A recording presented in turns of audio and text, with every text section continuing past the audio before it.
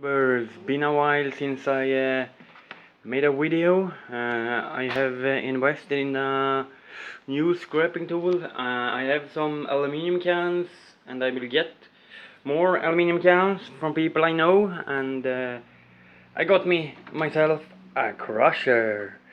It will pay after a few hundred cans. I've calculated that 77 of these 33 CL cans is 1 kilo of pure aluminium, or 2.2 lbs of aluminium.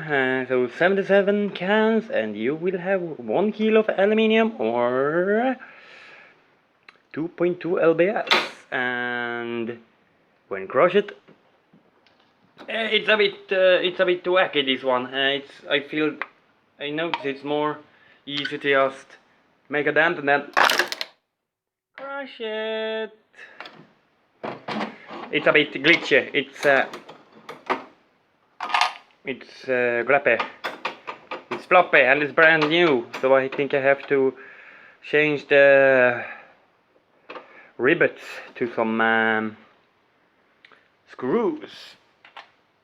There's one crushed can, and if we take one uncrushed can, you see the difference. Less space takes more space. More money for transport, less money for transport.